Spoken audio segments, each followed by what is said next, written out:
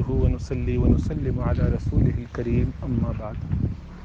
اللہ سبحانہ و تعالی نے انسان کے ساتھ نفس اور شیطان یہ دو ایسے دشمن لگائے ہیں کہ اصلی دشمن تو شیطان ہے اور نفس اس کا آلہ کار بن جاتا ہے۔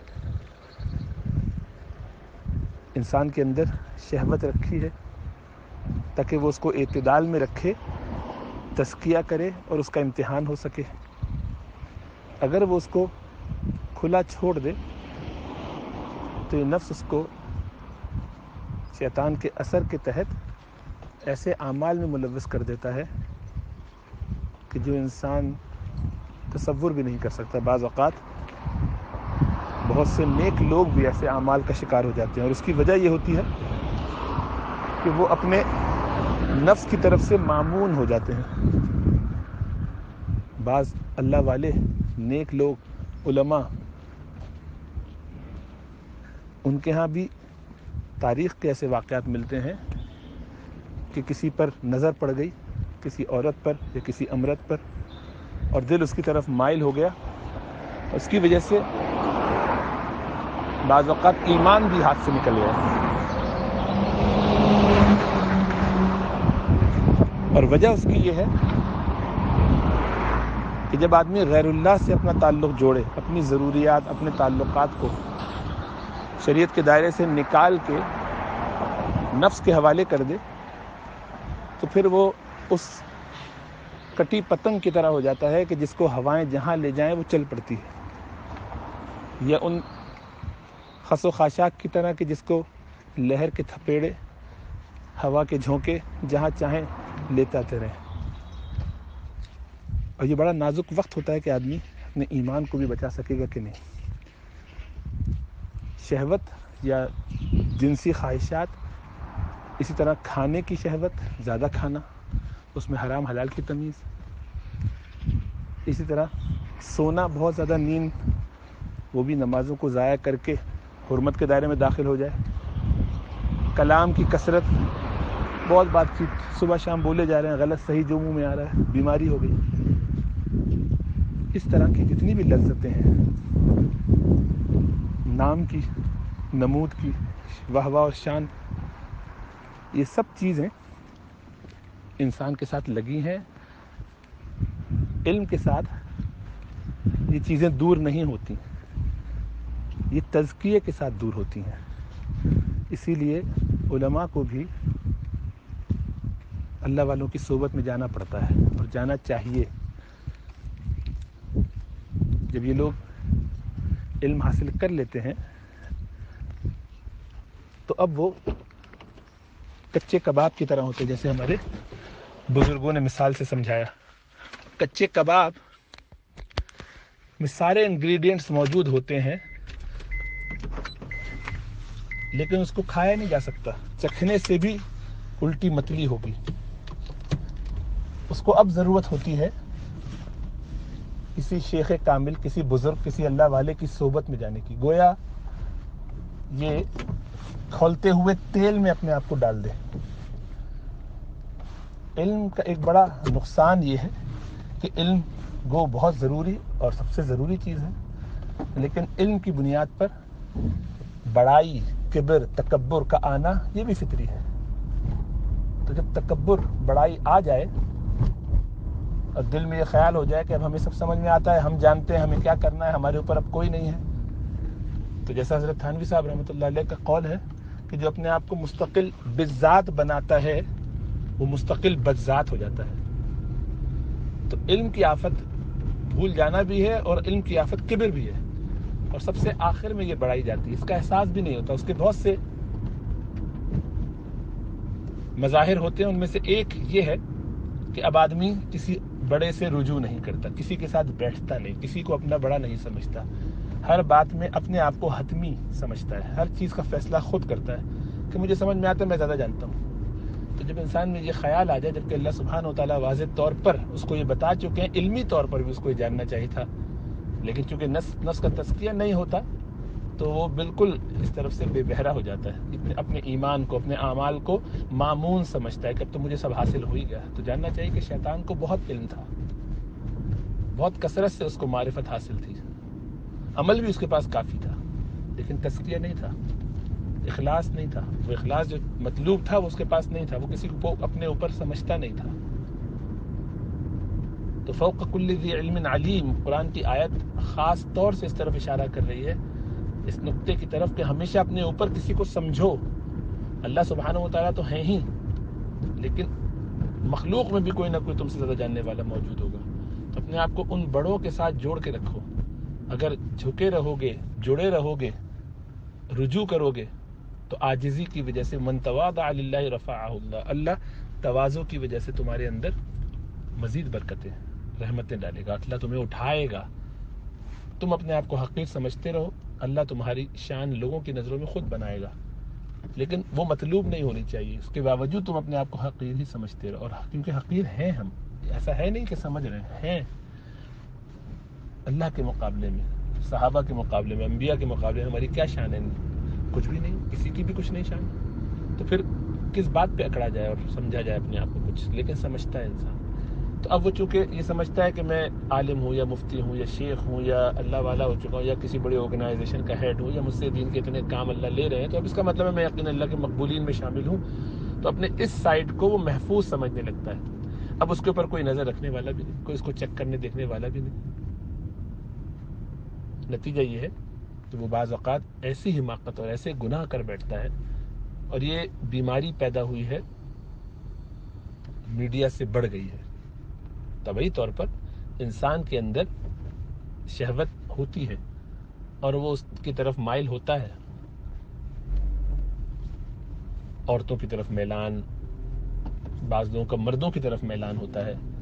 یہ میلان، دل میں خیال ایسا آ جانا، یہ خود مضر نہیں ہوتا بشرطے کہ اس کے اوپر عمل نہ کیا جائے۔ جب تک اس کے تقاضوں پہ نہ چلا جائے تو پھر کوئی مسئلہ نہیں۔ دل میں خیال آ گیا، آدمی نے جھڑک دیا، اپنے آپ کو اس سے ہٹا لیا، دوسرے کام میں لگ گیا۔ لیکن اگر آدمی اپنے آپ کو نفس کی دھارے پر چھوڑ دے تو گناہ کے اندر پڑھتے پڑھتے ایسی نوبت آ جاتی ہے کہ وہ بالکل اسفل سافلین بن جائے۔ نظروں کی حفاظت کرنے کو اسی لیے کہا جاتا ہے، جس کی طرف میلان ہوتا ہو ایسے شخص کے، اگر وہ مثلاً دیکھنے میں اچھا لگتا ہے، اپیلنگ ہے، تو اس سے دور رہا جائے، ایسے لوگوں کے ساتھ مجلس سے چھوڑ دی جائے۔ حکیم اختر صاحب رحمۃ اللہ علیہ بڑی حکمتوں سے سمجھاتے تھے کہ کس طرح دل میں کسی کی جب محبت آ جائے تو اللہ والے اس معاملے کو سنبھالتے ہیں۔ تو ہمارے بزرگ جلیل احمد اخون صاحب رحمت برکاتہم، ان کے حکیم صاحب کے خلیفہ ہیں، نیک بزرگ ہیں، تو وہ سرخ سفید، اور ان کے والدین چونکہ چائنا سے آئے ہوئے تھے تو ایک خاص کشش، تو جب وہ طالب علم تھے، مندوی ٹاؤن میں پڑھ رہے تھے، تو ایک ذوق ہوا حضرت حکیم اختر صاحب رحمۃ اللہ علیہ کی مجلسوں میں شریک ہونے کا۔ تو خود فرمایا حضرت نے مجھ سے کہ وہاں وہ شرکت میں، اور بلکہ ان کی کتاب میں بھی موجود ہے یہ بات، جس میں انہوں نے اپنے 8 سال جو جامعہ میں گزارے اس کے احوال لکھے ہیں، تو حضرت کو وہاں اس طرف منہ کر کے، سامنے کی طرف منہ کر کے اپنے قریب میں حکیم صاحب بٹھایا کرتے تھے، کیونکہ حضرت کی اس وقت داڑھی نہیں تھی، اور سرخ سفید آدمی ہو اور اس کی داڑھی نہ ہو، اور 15-18 سال کا، 20 سال کا لڑکا، 16 سال کا، تو اس پہ ایک کشش ہوتی ہے، بعض لوگوں کو اس کی طرف میلان ہو جاتا ہے، اور نفس اور شیطان یہ کام کرتے ہیں۔ چنانچہ بزرگوں کے اس طرح کے اقوال موجود ہیں کہ جب کوئی عورت پہ آپ کی نظر پڑے تو گویا شیطان اس کے آنے جانے دونوں طرف سے اس کے اوپر گناہوں کا میلان دل میں ڈالتا ہے، خیال ڈالتا ہے، سامنے سے بھی پیچھے سے بھی۔ تو گویا ایک شیطان آگے، ایک شیطان پیچھے۔ اس کے مقابلے میں کوئی امرد ہو، کوئی ایسا مرد ہو جو بغیر داڑھی والا ہے، یا نکلی نہیں داڑھی، یا وہ کاٹتا ہے، اور وہ خوش شکل بھی ہو، تو ایسے لڑکے یا مرد کے ساتھ 8 شیطان ہوتے ہیں، بعض بزرگوں نے کہا۔ یعنی وجہ اس کی یہ کہ عورت کی طرف نظر اٹھائے گا تو دیکھنے والے کہیں گے کہ یہ دیکھو داڑھی رکھی ہوئی ہے, نماز روزہ کرتا ہے, دنیا کو دین کی باتیں بتاتا ہے, اور دیکھو اس عورت کی طرف نظر اٹھائے بیٹھا ہے, کتنا خراب گندا انسان ہے. تو لوگ اس پہ تھو تھو کریں گے. لیکن مرد کی طرف وہ نظر اٹھاتا ہے, امرت کی طرف ہاتھ بڑھاتا ہے, تو وہ بظاہر اس سے مصافحہ کر رہا ہے, لیکن اپنے نفس کا حظ لے رہا ہے, نفس اس میں بھی شرارت کر رہا ہے, چٹکیاں لے رہا ہے. یہ جو بیماری ہے یہ جاتی نہیں آسانی سے اگر اس کو قابو نہ کیا جائے. فطری تقاضا دل میں آنا یہ ہمارے آپ کے اختیار میں نہیں ہے. تو جس کو یہ بیماری ہو, جن کو میلان ہو, ان کو چاہیے یہ کہ فوراً اپنے شیوخ کے پاس اس کا تذکرہ کریں اور ان سے علاج تجویز کروائیں اور اس کے مطابق عمل کریں. اور علاج تو آسان ہے, وہ یہ کہ ان جگہوں سے, ان مواضع سے بچے جہاں پر یہ ہونے کا اندیشہ خطرہ ہے. مثلا ہمارے مدرسے میں کوئی طالب علم ہو اور لگے کہ کسی استاد کو کہ اس سے مجھے اٹریکشن ہونے لگی ہے, ابھی جب چھوٹا تھا تو نہیں تھی اتنی, اب یہ ذرا بڑا ہوا ہے, اس میں بلوغت کے آثار آئے ہیں, یا یہ کہ داڑھی ابھی اس کی نہیں ہے, یا یہ 8-9 سال کا جب ہوا ہے تو ذرا زیادہ اپیلنگ لگنے لگا ہے. بعض اوقات اس کا خوبصورت ہونا بھی ضروری نہیں ہوتا, بعض لوگوں کو ویسے ہی اپیل کرتی ہے کوئی چیز, ہر ایک کا اپنا الگ الگ مزاج ہوتا ہے. تو اگر کسی کو ایسا محسوس ہو تو اس کو فوراً سمجھ لینا چاہیے کہ میری نظریں اس کی طرف جب اٹھتی ہیں تو یہ ایک اندر سے شہوت کا غلبہ ہوتا ہے, مجھے محسوس ہوتا ہے. مردوں کے لیے تو اور بھی آسان ہے اس طرح کا خیال کرنا کہ بار بار نظر اٹھ رہی ہے تو سمجھ جائے اس طرف کیوں اٹھ رہی ہے. 10 لڑکے بیٹھے ہوئے مدرسے میں, زیادہ توجہ میری اس طرف کیوں ہو رہی ہے. نفس کو بہلانے کی اور دھوکہ دینے کی ضرورت نہیں ہے, نفس کی باتوں میں آنے کی ضرورت نہیں ہے. لگ یہ رہا ہے کہ شاید یہ نفس اس لیے اس کی طرف مائل ہو رہا ہے کہ یہ لڑکا ہے بہت اچھا, پڑھائی میں بہت آگے ہے, بہت خوبصورت اپنی جگہ, میں اس کی وجہ سے اس کو نہیں دیکھ رہا, بلکہ اصل میں تو اس کا علم ہے, اس کی محنت ہے, دیکھو کتنا اچھا لڑکا ہے. یہ کر کر کے اس کی طرف اپنے آپ کو, نفس کو یہ سجھا دیتے ہیں کہ نہیں میں تو اس کی طرف نظر بار بار اس لیے اٹھاتا ہوں, توجہ اس طرف اس لیے کرتا ہوں کہ یہ ذہین بہت ہے اور بہت مؤدب ہے, بہت طریقے سے پڑھتا ہے, دیکھو کتنی اس کو کوئی چھٹی نہیں کرتا, امتحان میں ہمیشہ پوزیشن لیتا ہے, تو بار بار اس کو زیادہ توجہ دے رہے ہیں, زیادہ پڑھا رہے ہیں. اس کے مقابلے میں کوئی اور ہے, وہ اور زیادہ اچھا ذہین اور مؤدب ہے, لیکن وہ ذرا خوشنما نہیں ہے, افریقی ہے مثلا, ہونٹ موٹے موٹے ہیں, ناک بڑی سی ہے, گھنگریالے سے بال ہے, رنگ سیاہ ہے, اور اپیل نہیں کر رہا. بعض لوگوں کا سیاہ رنگ بھی اپیل کرتا ہے, یہاں نہیں کر رہا, تو اس کے ساتھ وہ شفقت نہیں ہے, اس کے ساتھ ہی شفقت ہے. تو سمجھ جانا چاہیے کہ نفس کیسی شرارت کر رہا ہے. ایسے طالب علم کے لیے 2-3 کام کیے جا سکتے ہیں. اب وہ تو مدرسے میں پڑھ رہا ہے تو اس کو کلاس سے نکالا نہیں جا سکتا, یہ مشکل اگر لگ رہی ہو, اگرچہ اس کا بھی اہتمام کیا جا سکتا ہے. اس کو کہا جائے کہ تم ایسی جگہ بیٹھو جیسے میری نظر تم پر نہ پڑے, خود اس کا انتظام کرو, اس کو نہ بتائے. تو جیسے میں بتا رہا تھا کہ جلیل احمد اخون صاحب دامت برکاتہم نے باقاعدہ یہ فرمایا کہ مجھے تو اندازہ نہیں تھا, حضرت مجھے اپنے برابر میں بٹھاتے تھے سامنے کی طرف نظر کر کے, تاکہ حضرت کی نظر مجھ پر نہ پڑے. تو مجھے بعد میں پتہ چلا کہ حضرت میرے چہرے پر نظر نہ پڑے اس کا اہتمام کرتے تھے. حضرت مولانا اشرف علی تھانوی صاحب رحمۃ اللہ علیہ, ان کے پاس ایک دفعہ مجلس میں بات چیت چل رہی تھی, پھر وہ اپنے حجرے میں تشریف لے گئے, تو کوئی چیز نیچے ان کے لیے بھیجنی تھی, تو کسی لڑکے کو جو مدرسے کا تھا 10-11 سال کا, اس کے ہاتھوں یہ رقعہ بھجوا دیا. مولانا شبیر صاحب جو ان کے محتمم بھی تھے اور ان کے بھانجے بھی تھے, بھانجے بھتیجے, تو جیسے وہ لڑکا کمرے میں آیا پرچہ دینے کے لیے, تو آپ نے وہیں سے آواز لگائی کہ خبردار جو آئندہ کسی لڑکے کو میرے کمرے میں بھیجا. فرمایا کہ میں اپنے نفس پر کوئی اعتماد نہیں کرتا. دیکھو یہ جس کو اپنے نفس کے تزکیے کی فکر ہو, جس کو آخرت کی فکر ہو, اس کی نظر بالکل کلیئر ہوتی ہے. انہوں نے یہ نہیں کہا کہ مجھے اس کی طرف کوئی میلان ہے, لیکن کہا کہ یہ ہو سکتا ہے, بار بار آئے تو نفس اس طرف مائل ہو, تو ایسے راستوں کو بند کر دو. خبردار جو کوئی لڑکا میرے کمرے میں کبھی بھی آیا, صرف اساتذہ بڑے جو محتمم حضرات ہیں, ذمہ دار ہیں, وہی آئیں گے. پھر باقاعدہ حضرت نے اس پر اکتفا نہیں کیا, وہ دروازہ کمرے میں لگوایا نیچے سیڑھیوں کی طرف, اور اس میں اندر کی طرف کنڈی لگائی کہ جس کو کھٹکھٹاؤ گے اور میں نیچے آؤں گا اور پھر دیکھوں گا کہ کون آ رہا ہے، اور پھر وہی کوئی کمرے میں میرے داخل نہ ہو بغیر میری اجازت کے۔ دیکھیے اتنا اہتمام پیر وقت کا، حکیم الامت کا، اور یہاں حال کیا ہے کہ لوگ اس طرف سے بالکل فارغ ہوتے ہیں، وہ کہتے ہیں کوئی بات نہیں، طالب علم بڑا اچھا ہے، بڑی محنت کرتا ہے، خدمت پہ اس کو لگا لیا، اسی کو اپنا خادم بنا لیا، اسے سر بھی دبوا رہے ہیں اور اندر اندر مزے لے رہے ہیں۔ یہ بیماری پرانی ہے، بہت سے لوگوں میں ہوتی ہے، اور اصل میں اس لیے زیادہ ہوتی ہے کہ پتہ ہے کہ لڑکوں کے ساتھ کوئی ایسا عمل کرنے کے نتیجے میں پتہ نہیں چلے گا، بات کھلے گی نہیں۔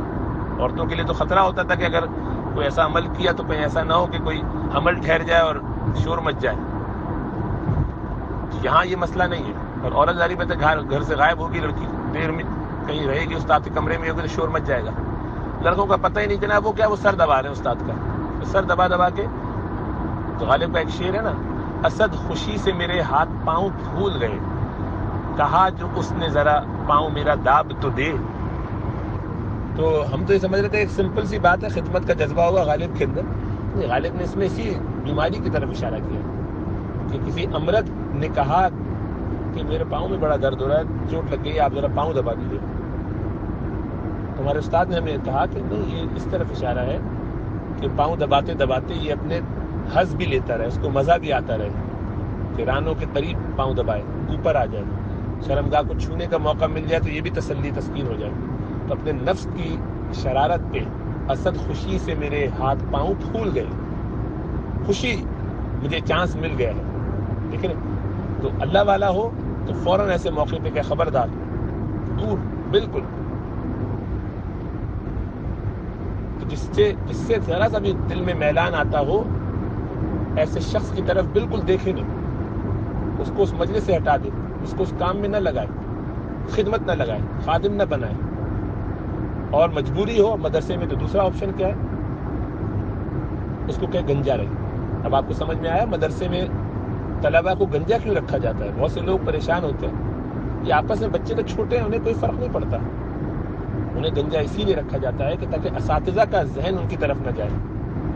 بعض پٹھان بچے ہوتے ہیں، خوبصورت ہوتے ہیں، کشمیر کے زیادہ حسین دیکھنے میں لگتے ہیں، تو استاد اب گھر میں، پھر دوسری طرف بیماری یہ بھی ہے مدارس کے اندر، خاص طور سے اس سے بچنا چاہیے، اور یہ بیماریاں لوگ جانتے ہیں، ایسی کوئی چھپی نہیں رہی ہیں، آج کل بہت کھل گئی ہیں، کہ وہ فطری طریقوں سے دور ہیں۔ استاد جو ہے وہ دوسرے گاؤں کا ہے، دوسرے شہر کا ہے، اور وہ آ کے اس شہر میں پڑھا رہا ہے، لاہور میں پڑھا رہا ہے، اسلام آباد میں پڑھا رہا ہے، کراچی میں پڑھا رہا ہے، ظاہری بات ہے فیملی وہاں نہیں رکھ سکتا، فائنینشلی وائبل آپشن نہیں ہے، بیوی بچے جو ہیں وہ ان سے 3-3 4-4 مہینے 6-6 مہینے میں چھٹی میں جانا پڑتا ہے، تو ظاہری بات ہے اس کی جن سے ضرورت پوری ہونے کے جو تقاضے ہیں وہ ختم ہو گئے۔ آج کل حالات یہ ہیں کہ فائنینشلی بھی اور ویسے بھی دوسری شادی کرنا آسان نہیں رہا، اس کو گالی بنا دیا ہے، تو اب یہ شخص ظاہری بات ہے ان تقاضوں کو پورا کرنے کے لیے ادھر ادھر ہاتھ پیر مارتا ہے۔ مدرسے میں لڑکیاں نہیں پڑھتی، ان کا تو لانا ہی گناہ ہے اور حرام ہے، اور ظاہری بات انتظامی طور پر بھی پکڑے جائیں گے تو وہ نہیں کرتے۔ طلبہ سے اپنی ضرورت پوری کرنے کی کوشش، تو ایسے میں جب بیماری کی عادت پڑ جائے اور نفس کا تقاضا ہو، اور فوراً آئی سی یو میں نہ جائے، شیخ کے آئی سی یو میں جیسے حکیم صاحب فرمایا کرتے تھے، وہاں جا کے فوراً اپنا علاج کروائے، نہیں کرواتا تو اس کو ایڈز ہو جائے گی، روحانی ایڈز، کینسر ہو جائے گا، اور اس کو ایسا رسوا اور ذلیل کیا جائے گا کہ دیکھو اس نے قابو نہیں پایا اپنے اوپر، نفس کو سمجھایا نہیں تو کہاں سے کہاں چلا گیا۔ لیکن نفس کی ہلکی سی شرارت اس کو بعض اوقات ایمان سے باہر کر سکتی ہے، تو یہاں تو ایمان کا خطرہ نہ بھی ہو، لیکن اس وعید کے اندر تو آئے کہ بڑی عمر میں اللہ کے رسول صلی اللہ علیہ وسلم نے فرمایا اللہ ان کی طرف نظر بھی نہیں کرے گا۔ اس میں ایک بوڑھا زانی زنا کرے یا زنا کے دوائی میں سے کسی طرف مائل ہو، بوڑھا زندگی گزار چکا ہے، ساری اپنی حسرتیں نکال چکا ہے، سفید داڑھی ہو چکی ہے، شادی ہو چکی ہے، بچے ہیں، سب پوتے نواسے ہیں، اب حالت یہ ہے کہ اس بیماری سے اپنے آپ کو نہیں نکال پا رہا، زنا میں مبتلا ہو رہا ہے، عورتوں سے کام نہیں بن پا رہا تو مردوں کے پاس جا رہا ہے، اللہ کے گھر میں بیٹھ کے، مدارس میں بیٹھ کے، تو بہت پناہ مانگنے کی چیز ہے۔ یہ کسی پر تان نہیں ہے، یہ کسی شخص کا نام یا اس کا تذکرہ مطلوب نہیں ہے، یہ اس سوال کے جواب میں ساری تفصیل بیان کی ہے کہ کیا ایسا ہو سکتا ہے کہ اللہ والے بھی، بزرگ بھی، اہل علم بھی، علماء، بالکل سب سے ہو سکتا ہے، ہم میں سے کوئی معمون نہیں ہے اپنے اعمال کے حوالے سے کہ ہم پر کب شیطان غالب آ جائے. اسی لیے یہ جو برائیاں ہوتی ہیں، برے خصائل ہوتے ہیں، ان کا امالہ ہوتا ہے. ہمارے حضرت فرماتے شیخ سلیم دورات حفظہ اللہ کہ یہ بیماریوں کا، ایسی خرابیوں کا امالہ ہوتا ہے، ازالہ نہیں ہوتا ہے. یہ زائل نہیں ہوتی، جڑ سے ختم نہیں ہوتی، ہو بھی نہیں سکتی. اس لیے کہ اس کے لیے تو پھر مردانگی کو ختم کرنا پڑے گا، وہ تو مقصود ہی نہیں ہے. پھر نفس کو ہی مارنا پڑے گا، تو نفس کو تو مارنا مطلوب نہیں ہے. رہبانیت کا تو اختیار جائز ہی نہیں ہے. یہ تو امتحان ہے، اور امتحان اسی صورت میں ہوگا جبکہ وہ چیز موجود رہے جو شہوت کے نام سے ہے. اور شہوت خالی جنسی تعلق کا نام نہیں ہوتا، لیکن جنسی تعلق اس میں چونکہ زیادہ مشکلات پیدا کرتا ہے لوگوں کے لیے آج کل کے زمانے میں، خاص طور سے اس لیے کہ عموماً لوگوں کی ایک شادی ہوتی ہے، اور وہ ایک شادی بھی بڑی مارے بندھے ہوتی ہے. عورتیں اب زیادہ متحمل نہیں ہیں، وہ شوہروں کو زیادہ عرصے تک قریب آنے بھی نہیں دیتی. مجبوری میں جنہوں نے دبا کے زور زبردستی کر کے جبراً اپنی ضروریات پوری کر لی، تو وہاں بھی لطف نہیں ہوتا، تو تسکین حاصل نہیں ہوتی.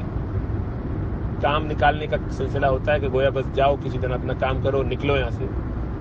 وہاں بھی دوسری کی طرف سے، یعنی بیوی کی طرف سے منہ اس طرف، کوئی تسلی کا کام نہیں. یہ بھی مجبوری میں کام کر رہا ہے، وہ بھی مجبوری میں کام کر رہی ہے، اور بس. تو اس سے وقتی نکاسی تو ضرور ہو جاتی ہے، لیکن تسکین نہیں ہوتی جو شریعت میں مطلوب بھی ہے، تاکہ دل ادھر ادھر نہ جائے.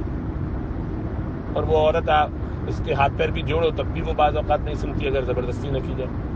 تو مردوں کے ساتھ یہ جو معاملہ ہو رہا ہے یہ ایک درجے میں ظلم ہے ان کے ساتھ، لیکن اس کے ذمہ دار بھی وہ خود ہی ہیں، اس لیے کہ انہوں نے دین کے کاموں کو چھوڑا.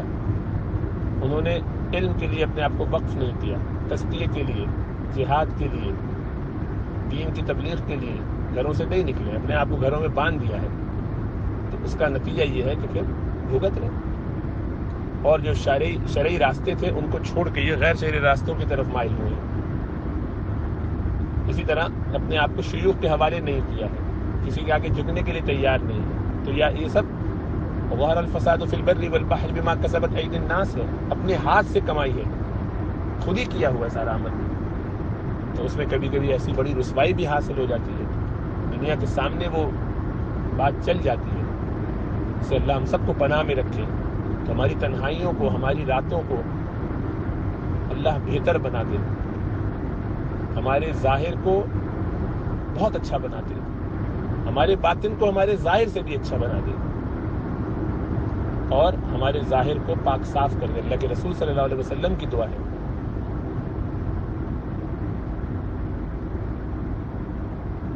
اللہ ہم سب کو توفیق نصیب فرمائے. تو دعا کرتے رہنا چاہیے.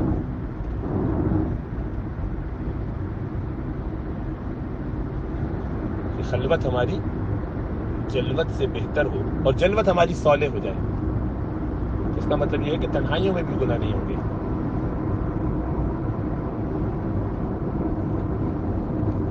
اب جب ہو ایسا کچھ ہو جائے تو فوراً رجوع کرے اپنے شیخ کے پاس. تو اہل علم کے لیے یہ بہت اہم نقطہ ہے اور ضرورت ہے ان کی کہ اپنے آپ کو اللہ والوں سے جوڑو. ایک تو قحط الرجال ہے، اللہ والے ملتے نہیں ہیں، لیکن ان سے بھی رابطہ جو کرتے ہیں وہ بھی ضابطے کا، بس خالی نام کا، اصلاح نہیں کرواتے، باطن کے مسائل بتاتے نہیں. حضرت ہمارے بار بار اس کی طرف توجہ دلاتے ہیں کہ شیوخ بھی ان کے پاس بھی وقت نہیں ہے، وہ بھی بیانات میں خالی مجلس میں آ کے بیٹھ جاتے ہیں، لوگ آتے ہیں سنتے ہیں چلے جاتے ہیں، کوئی اطلاع اتباع کی کوئی کیفیت ہی نہیں ہے، کوئی اپنے احوال بتاتا ہی نہیں. بیماری بتائیں گے نہیں تو اس کا علاج کیسے ہوگا؟ ایک ڈاکٹر کو آپ خالی رجسٹر ہو جائیے ہاسپٹل میں جا کے بیٹھ جائیے، سمٹم بتائیں نہیں تو وہ کیسے آپ کا علاج کرے گا؟ خالی آپ نے رپورٹ بھیج دی، رپورٹ سے کیا ہوتا ہے بھائی؟ تفصیل تو بتاؤ کہ چل کیا رہا ہے چکر. جو علاج بتایا تھا اس پہ عمل کتنا ہوا، وہ دوائیں کھائیں کہ نہیں کھائیں، وہ دوائیں کھائیں تو سائیڈ افیکٹ کیا ہوئے، اس کے بغیر کیسے کام چلے گا؟ وہ کرتے نہیں ہیں. اور اتنی سمجھداری بھی نہیں ہے کہ اپنے سمٹمز کو پہچانے، اتنی معرفت بھی حاصل نہیں ہے. چنانچہ بھی آپ نے سنا کہ حضرت مولانا سلیم اللہ خان صاحب رحمۃ اللہ علیہ، اتنے بڑے شیخ، مفتی تقی عثمانی صاحب، مفتی رفیع عثمانی صاحب حفظہم اللہ، اور بڑے بڑے اکابرین کے وہ استاد رہے ہیں. اس کے باوجود حال یہ ہے کہ اپنے سے چھوٹے شیخ کو عمر میں اور علم میں بھی، لیکن خود بھی بیت ماشاءاللہ تھے اور خود بھی اجازت بھی حاصل تھی، تزکیہ نفس کروا چکے تھے غالباً مولانا عبدالغفور نقشبندی یا کسی اور بزرگ سے. اس کے باوجود ابھی جو کلپ خوب چلی ہے کہ مولانا کلیم صدیقی صاحب سے غالباً جو انڈیا میں ہیں تبلیغی جماعت کے ذمہ داران میں سے، تو ان سے یہ واقعہ ان سے پوچھا گیا اور انہوں نے اس کی وضاحت کی کہ ان سے بیعت ہو، کیسی عجیب بات ہے. لیکن جس کو اپنی فکر ہو وہ ان چکروں میں نہیں پڑتا. اسی طرح ہم لوگ جانتے ہیں کس طرح سے حضرت مولانا ابراہیم دلیاوی صاحب رحمۃ اللہ علیہ کیسے اپنے چھوٹوں سے انہوں نے چھوٹے شاگرد سے بیعت کی اور اپنی اصلاح کروائی، جن کو پڑھایا تھا. تو اس کی کئی مثالیں موجود ہیں. جب آدمی کو فکر ہو جائے اپنے تزکیے کی، مجھ سے گناہ نہیں چھوٹ رہے ہیں، تو وہ اللہ والوں کے پاس جاتا ہے. اس کے لیے جھکنا پڑتا ہے، اپنے آپ کو مٹانا پڑتا ہے. جب مٹا لیتے ہیں تو پھر اصل میں پاتے ہیں. جیسے ہمارے حضرت فرماتے ہیں کہ ان کے شیخ مولانا حاجی فاروق صاحب رحمۃ اللہ علیہ، اور وہ اپنے استاد کے بارے میں، اپنے شیخ کے بارے میں، مولانا مسیح اللہ خان صاحب کے بارے میں کہتے ہیں کہ مٹانا کیا ہے؟ پانا ہے. اور پانا کیا ہے؟ مٹانا ہے. مطلب یہ کہ اپنے آپ کو مٹاؤ گے تو ہی اصل میں وہ چیز حاصل ہوگی جو تمہیں حاصل کرنی ہے، اللہ کی رضا، اللہ کا قرب، اللہ کی محبت، تزکیہ نفس، دنیا میں بھی جنت کے مزے. امام ابن تیمیہ رحمۃ اللہ علیہ کے بقول کہ جو شخص دنیا میں جنت میں نہ داخل ہوا وہ آخرت میں بھی جنت میں داخل نہیں ہوگا. دنیا کی جنت کیا ہے؟ نفس مطمئنہ ہے.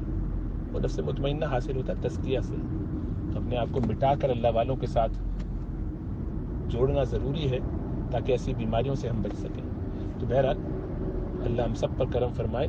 نفس کے تقاضے ہمیشہ رہیں گے، وہ کبھی ختم نہیں ہوں گے، اور ان کو قابو میں رکھا جاتا ہے. اس کے طریقے ہیں، اس کے لیے باقاعدہ نصاب ہے، شیوخ اس کی اس طرف توجہ دلاتے ہیں، طریقے بتاتے ہیں. کوئی کرانا چاہے تو کرائے، نہیں کراتا تو کوئی کیا کہہ سکتا ہے. اسی لیے بہت علم کے باوجود بھی دھوکہ ہو جاتا ہے. شیطان کی طرح، بڑے بڑے شیوخ کی طرح تلبیس ابلیس پڑھیے تو آپ کو پتہ چلے گا کتنے لوگوں کے مسائل ہوئے. برسیسا کا واقعہ پڑھا لو، بہت سے لوگوں کے مسائل ہیں. تو اس لیے غور کرنا چاہیے. شبلی اپنے شیخ کا جو تذکرہ فرماتے رحمۃ اللہ علیہ، کس طرح ان کے دل میں ایک عورت کی محبت نے ایمان تک ان سے سلب کرانے تک ان کو پہنچا دی. ہوتا ہے، مسائل پیدا ہو جاتے ہیں. اللہ ہم سب پر کرم فرمائے. ان چیزوں کو معمول نہیں سمجھنا چاہیے کہ اب کچھ ہوگا نہیں. بہرحال اللہ سبحانہ و تعالی ہم سب کو توفیق عطا فرمائے. کسی کے بارے میں کچھ ایسے خیالات دل میں نہیں آنے چاہیے. دوسرے کے احوال اگر پتہ بھی چل جائیں تو اس پہ توبہ استغفار کرنا چاہیے. اس بات کو پھیلانا بتانا نہیں چاہیے، دوسروں کو دبا لینا چاہیے. کیونکہ جو دوسروں کے عیب جوئی کرتا ہے، دوسروں کی پردہ دری کرتا ہے، اللہ سبحانہ و تعالیٰ اس کو اس کے گھر میں رسوا کر دیں گے اگر وہ گھر میں چھپ کے کوئی گناہ کرے گا تب بھی. اس لیے ہمیں دوسروں کے عیوب کو اچھالنا نہیں چاہیے، چھپانا چاہیے. اور دوسرے کے کسی عمل کو دیکھ کے یہ نہیں کہنا چاہیے یا اللہ کیسا خراب انسان ہے، بلکہ یہ کہنا چاہیے کہ یا اللہ مجھے ایسی کیفیت سے بچا لیجیے، محفوظ رکھیے، ہمیں ایسی رسوائی سے بھی بچائیے، ایسے اعمال سے بھی بچائیے. اور تنہائیوں میں جو ہم ایسے گناہ کرتے ہیں، یا اللہ آپ واقف ہیں، دنیا نہیں واقف. تو ان کی تو بات کھل گئی، ہماری بات کھلی نہیں ہے. تو ایسا نہیں ہے کہ ہم بہت پاک صاف ہیں، ہم تو بڑے گناہ گار ہیں، ہم تو اس سے بڑے بڑے گناہوں میں پڑے ہوئے. تو یا اللہ ہمارے ان گناہوں کو معاف فرما دیجیے، اللہ ہم پر کرم فرمائیے، یا اللہ ہماری نگاہوں کی حفاظت فرما دیجیے، یا اللہ ہمیں توفیق عطا فرمائیے کہ ہم قناعت کریں اور نفس کا تزکیہ کر کے آپ کی رضا والی زندگی گزاریں. ہمیں توفیق عطا فرمائے کہ ہم یوسف علیہ السلام کی سنت اختیار کریں، جن کے پاس سارے دوائی، سارے واقعات، سارے حالات ایسے تھے کہ اپنے آپ کو بچانا مشکل تھا، لیکن اللہ سے پناہ لے کر اللہ سے تعلق جوڑ کے اپنے آپ کو بچایا. یا اللہ ہم پر کرم فرمائیے، یا اللہ ہم پر کرم فرمائیے. السلام علیکم ورحمۃ اللہ.